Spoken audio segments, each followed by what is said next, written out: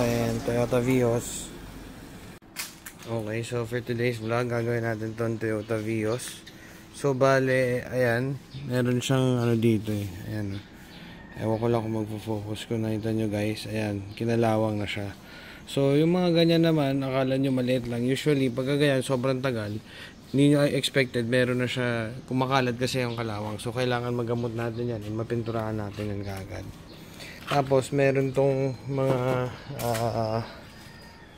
ito, ayan, yung trunk niya na pinturahan na nakita nyo, umaalsa yung ano, siguro nabanggado dati, maalsa yung ano niya, yung masilya. Tapos ito, ayan, may lubog siya. So ayan yung mga pipinturahan natin. Mamaya pagka nailabas natin, ikutan natin maigi para makita nyo kung ano yung mga kailangan gawin dito. So bale, ayan guys, makikita nyo, ayan yung tama niya sa rear right door. Tapos ito naman, ayan, may mga gasgas siya. Tapos kasi meron tong ano, ewan ko lang kung mag-focus. Ayaw, ayan, basta may mga gasgas yan. So pipinturahan natin yan guys. And dito sa kabila. So okay guys, ayan, na-align na natin siya. Medyo gumanda na yung pinaka-alignment niya compared before kasi dikit. So yung garnish dito, tatama na siya sa may taillight niya dito. But yan, na-align na rin natin. Tsaka maganda na yung ano niya, bukas tsaka sara niya. Kasi dati medyo nakikipaglabang ka pa para isarado.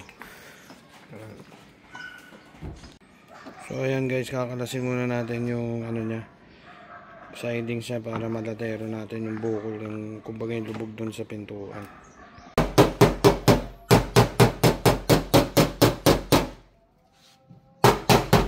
So as you can see guys, ayan, medyo niliya muna natin yan, pero ito muna tayo nag-focus para makita natin. Ayan, medyo napaganda pa, at least naagapan natin kahit pa paano. So ito, in-align na rin natin to, hindi na dikit yung ano niya. Ito naman po yung pintuan niya. As you can see, ayan, latero na natin yan, naisip pa natin para bago natin siya ma-primeran and all. Ito naman guys, yung anti-corrosion, naglagay tayo dito. Tapos meron din pa nagbabas dito sa may ganda.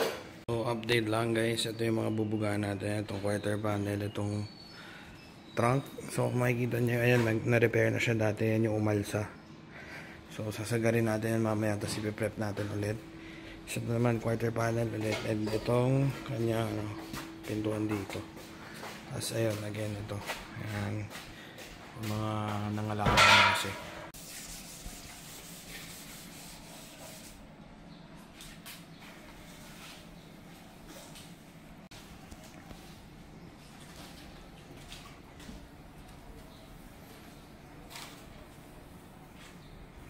So ayan, nagpupondo tayo ng kulay ngayon. Ayan, pinipinturahan na natin yung mga panel na kailangan pinturahan.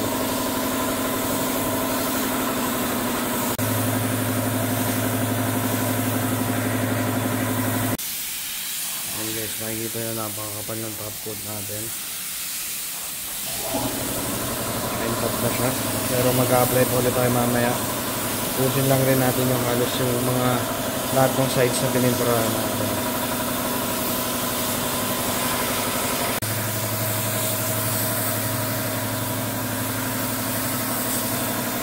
Guys, makikita nyo, napakakapan natin ng top coat para sulit na sulit.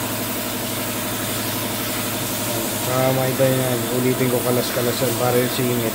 Ayan, napipinturahan ngayon.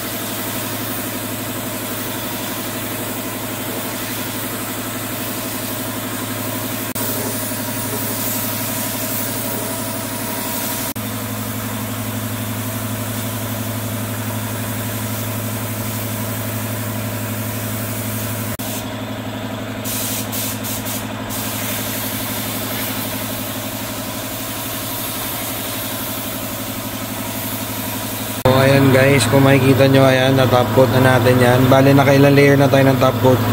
Bale, patutuyuin lang ulit natin siya ng ilang mga minuto. Tamang curing time lang, tapos magpapatong ulit tayo ng final layer natin ng top coat. Again, yung top coat natin is, ano po, above standard tayo. Halimbawa sa 2 layers lang tayo, mga 4 hanggang 5 tayo. Minsan sobra-sobra pa. Para talagang sulit yung binayad nyo. Makintab talaga yung auto at tsaka kaya natin kinakapalan yung top coat para kahit makailang buffing kayo, hindi kagad mauubos, hindi kagad siya ninipis. Ano, napakaganda. So mamaya magdagdag pa ulit tayo ng another layer. Kasi sa ibang shop yan, usually yung ganyan, okay na yan. Patutuyuin na nila and then iba-buffing. Kasi kikintab naman talaga yan eh. Pero yun nga, dito nakakasigurado kayong hindi natin tinitipid yung top coat. Dito lang yan sa Vanitec Auto Restoration. Malapit lang tayo sa may SM Nova Liches. PM nyo lang ako or pwede nyo ako tawagan sa number ko. Yan. So, ito yung another layer natin ng top coat guys. Makita nyo yung makapal. Hindi natin tinitipid dyan.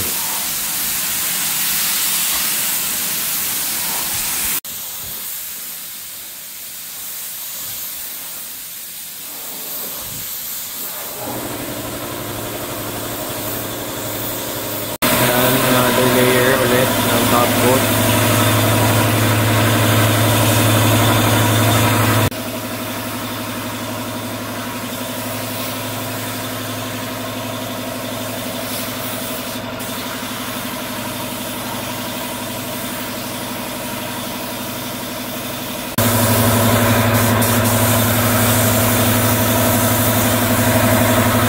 Guys, nakita nyo, another layer pa rin tayo. Ganyan tayo kakapal mag top coat para sulit yung bayad nyo. Hindi natin tinitipid yan sa top coat. Diba?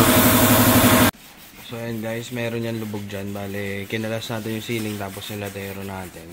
Kasi yung pinaprep natin. Ito yung ibang mga lubog-lubog rin niya. Ayan, mga naka-primer na yan. Guys, ito naman ngayon yung ginagawa natin. Bali yan, napondoan na natin, nalatero na lahat. Hindi lang tayo nakaabot. Pero ayan, makikita nyo nakapondo na yan. So, susunod na natin dyan. Kukulayan na natin ang kukulayan hanggang sa mag-top coat na tayo. Pakita ko sa inyo.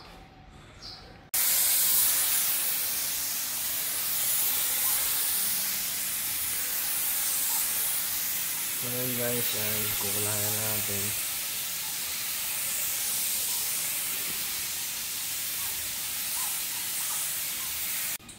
So ayan guys, nakakalas na natin yung mga pininturahan, yung mga dyaryo. Ililihan na natin ngayon yung mga pininturahan natin panel.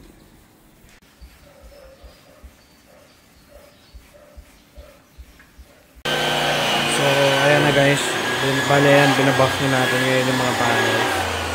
So papakita ko sa inyo ganito yung before niya, pagka bagong lira. Tapos pagka na-buff niya, ayan, ganyan na siya, ganyan na yung finish niya. Napakaganda ng dapa ng pintura natin.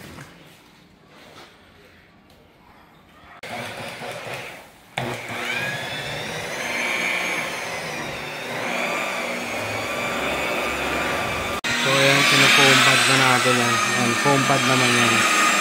Nakita ko sa inyo yung pinaka-finish product na natin, natapos natin.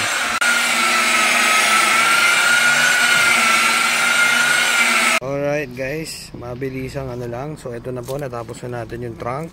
Okay na rin yung alignment na ito. Ayan, kasi dikit to last time. Ayan, malayo yung alignment. Tapos ayan, okay na, wala na siyang gas-gas. Pati dito. Pati itong pintuan niya, ayan, wala na yung pinakalubog niya dyan. So okay na siya.